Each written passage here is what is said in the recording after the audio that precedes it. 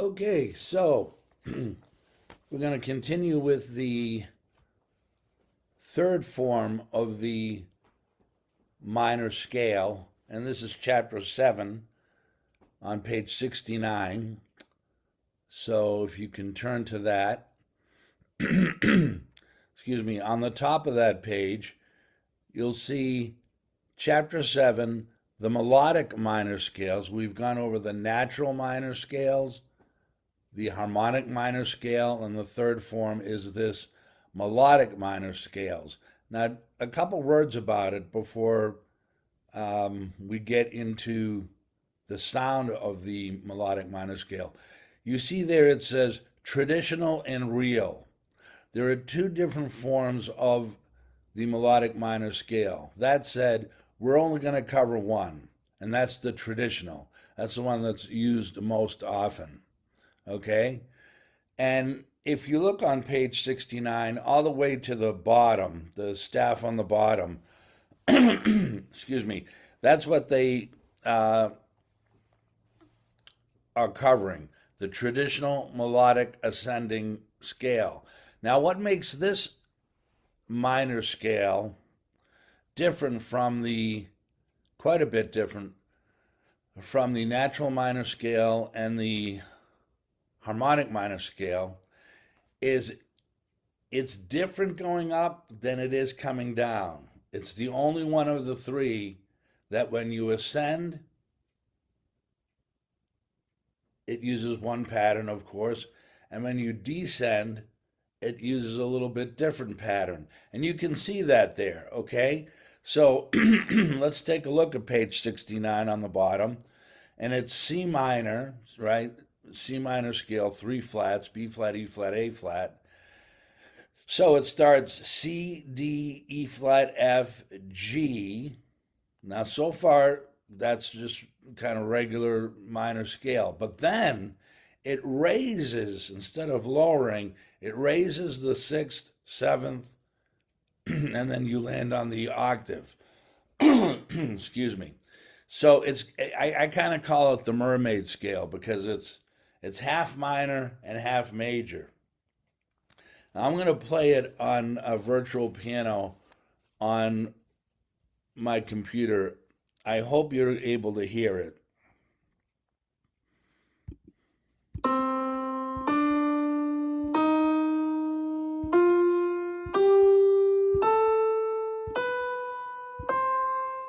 Right? C, D, E flat, F, G, that's minor, and then it ends major. Going down, it's all natural minor, which means the third is lowered, the sixth is lowered, and the seventh is lowered. Or as you go down, the seventh, the sixth, and the third.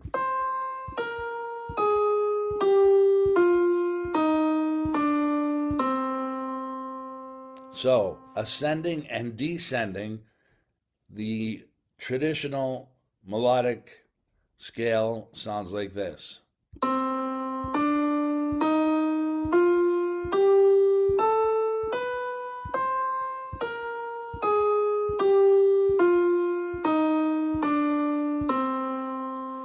Now, if that sound is not recording onto the video, all you have to do is play the scales out there on page 69 and you'll hear the difference, okay? All right. So, if we turn the page to 70, what I'd like you to do, excuse me, and this is just again the traditional melodic minor scale. Write the key signature. Actually, I don't know if yeah, let's do that. Let's write the key signature, and you can find those earlier in the book. Write the key signature for each of the indicated scales. Then write an ascending and descending traditional melodic minor scale on both the treble and bass staves. Place the accidentals only on the notes that are altered. Okay? And I only want you to do that for the first two. You don't need to do all of them. So just D melodic minor and B melodic minor. If I know you can do it on two scales, I know you know the pattern. Okay? So that's one of the homework assignments for next week. Then let's turn and actually skip ahead to page 73. And you see on page 73, there are many, many scales. I mean, we've already covered a lot of, major, major and minor and altered scales. And there are others, as you can see on page 73. I'm not going to cover all of them. I'm going to cover two. And the first one is the blues scale. And that's, you can guess probably by the title, that's mostly heard in jazz. And this is what it sounds like.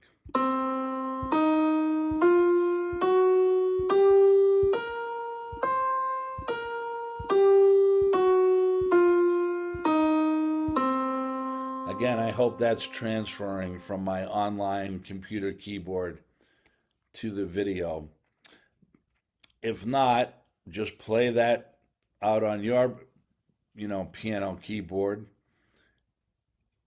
So it's C, E flat, F, F sharp, G, B flat, C, B flat, G, F sharp, F, E flat, C. All right. What can help you quite a bit on the blues scale? You start on the root, you flat the third, and then you go to the fourth, and for three notes you go chromatic, half steps. F, F sharp, G, right? F, F sharp, G. So C, E flat, F, half step, lowered seventh, C, lowered seventh, 5, half step, lowered third, C. Okay, so that's the blues scale. A lot of times you'll hear it with this rhythm.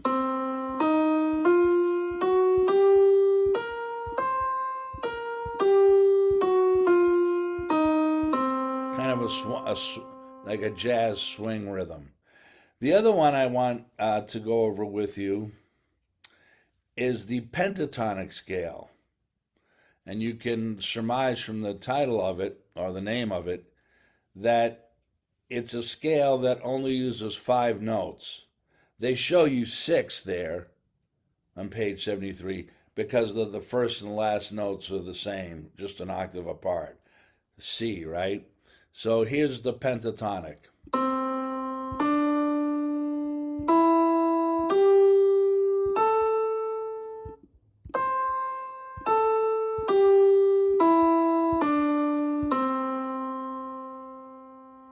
Okay? So if you, and you will, have that on a listening portion of the aural skills, the easy way to know that one is 1, 2, 3, 4, 5, and the octave, pentatonic. Okay? Those are the only two we're going to go over from page 73. Excuse me. Okay. And then chapter 9. Now we're moving away from scales and we're going to intervals.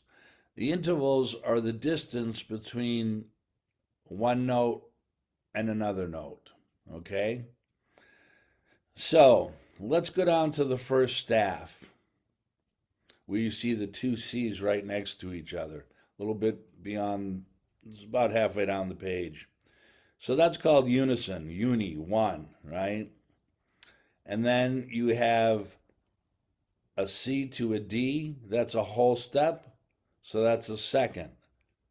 C to a 3, C to a E is a third. C, D, E, right? You start on the note that is given to you. C, D, E is a third. C, D, E, F is a fourth, and so on, all the way up to a sixth. I'm on all the way up to an octave. Okay.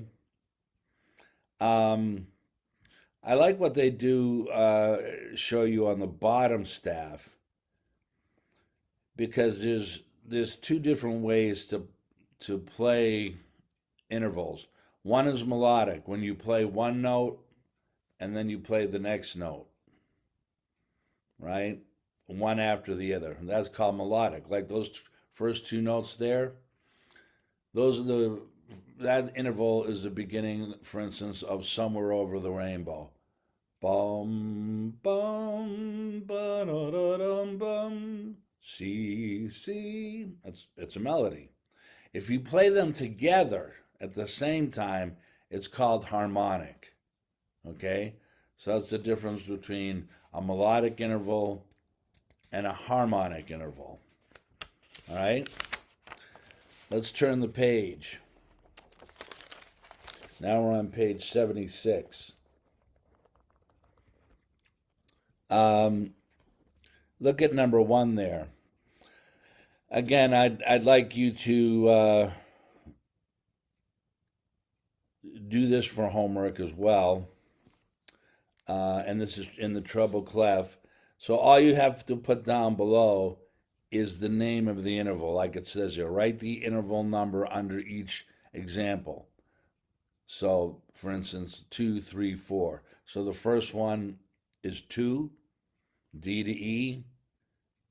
The next one, F, G, A, is the third. You just write the number 3, and so on. You start with the note that's given. All right? Look at number 2. Now we're in bass clef. Write the indicated interval on the staff above the given note. Okay?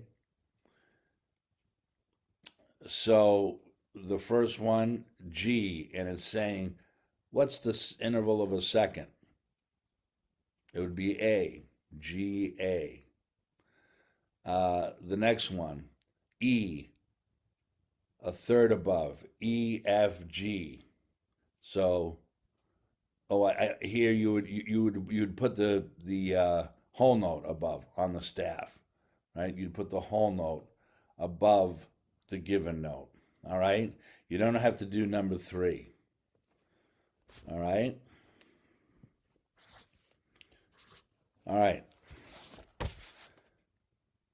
Skipping ahead to page 77. Now it starts to get a little bit more involved. If you look at that first staff, it should look familiar to what we just went over. What's different is what's listed below them. So, unison, and then a capital M and a 2, a capital M and a 3, and then it says fourth, fifth. I'll get to that later. And then a capital M and a 6, a capital M and a 7, and an octave. The capital M stands for a major interval, because there's intervals that are major intervals, minor intervals, and actually diminished intervals. Right now, we're just going to deal with the major intervals. So that's what it's showing you there. And the same thing, and that's in C major. The one below it is in D major, but it's the same. It's the same. It's just using a different scale. The one below it is in E flat major. Okay? And it's showing you the same. So that is all the same. Let's see. Let's skip ahead to.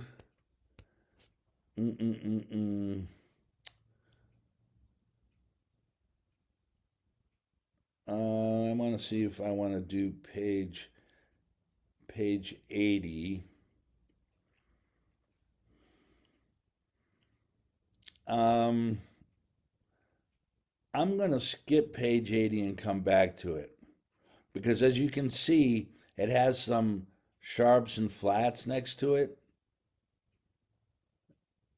and they're asking you to write intervals above it. But the sharps and flats make it a little bit more difficult or more challenging. And there's something later on in the book, actually on page 94, that'll help you on page 80. So let's hold off on page 80 for right now. But let's go to page 81. Okay, 81. Intervals of the second, third, sixth, seventh, but they're minor intervals, right? So look at and these are indicated by lowercase m's. So you see the C to D flat. That's because the D was lowered a half step, so it's no longer a major interval. It's a minor interval. First they show it to you harmonically together, and then they show it to you melodically. So the melodic, it would sound, well, it's chromatic, right? It's a half step. Bottom, bottom. It's lowered. Same thing for the third. They just take it, and if there was not a flat next to the E, it would be a major third.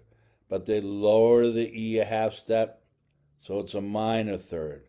Same thing below with the sixth and the seventh. When it's lowered a half step, it's called a minor interval, and you distinguish that by putting the lowercase m next to the number.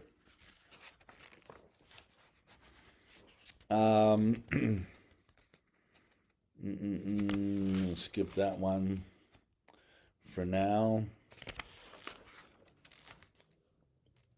Okay, let's go to page 88. 88. Now, the only difference here between what we saw earlier with the capital M's, you see some P's. And that the P's stand for perfect. So a perfect one, or perfect unison, a perfect fourth, a perfect fifth, and a perfect octave. Let's see what it says up top. Intervals built up from the tonic to the first, fourth, fifth, and eighth degrees of a major scale are perfect intervals. Below are a few examples in different keys. As with major intervals, this pattern of perfect intervals will occur in any major scale. You might say, well, why not call it a major one and a major four and a major five and a major octave? Like what's with the P? It has to do with the pure overtone series of the notes when they're played. It's a pure, perfect interval when it's a first, a fourth, a fifth, and an eighth. When it's a second, third, sixth, and seventh, and you play that, especially melodically, but even harmonically, those have what's called a little bit of overtones. Like there's two notes that are played, but it almost it pretty much creates very, very, very softly an overtone, like a ghost third tone. All right. So there you can see. I mean, it's the same as we saw earlier with the major scales. It's just now the first, the fourth, the fifth, and the eighth are called perfect. Perfect first, major second, major third, perfect fourth, perfect fifth, major sixth, major seventh, and a perfect octave or perfect eighth. The first one's in C major, second one is in D major, third one is in E flat major. Okay. I'm going to skip that page. And skip that page. All right.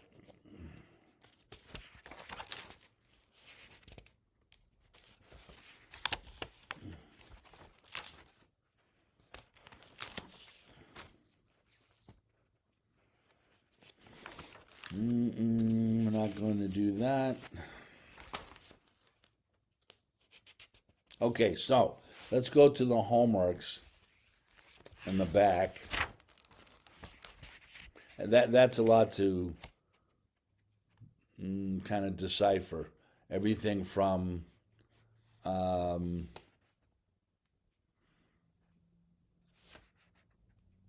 the melodic minor scale and the intervals.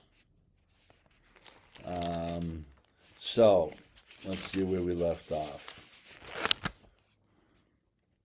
Okay, so homework 5, the bottom two staffs.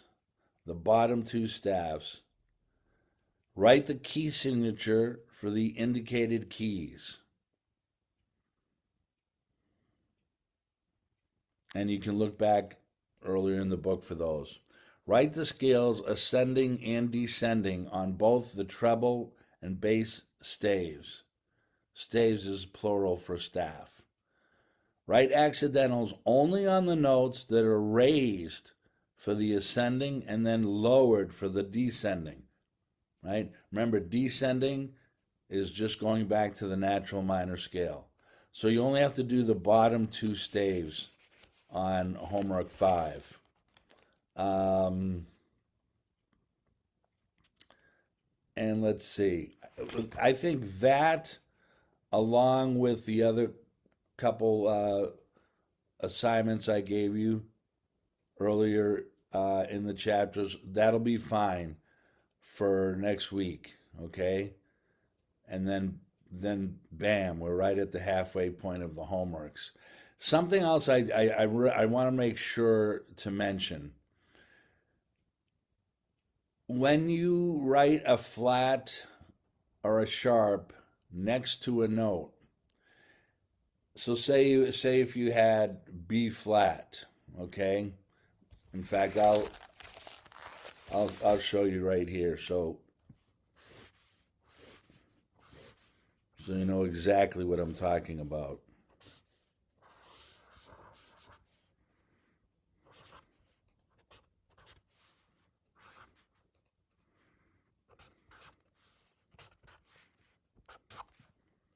All right, take a look at this.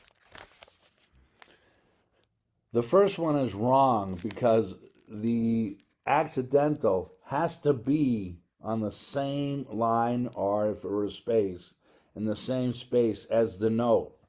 This doesn't exist. You know, you can't have a B flat when the flat is in the C space. Okay? All right? So make sure that the accidental is on the same line or in the same space as the note. Okay?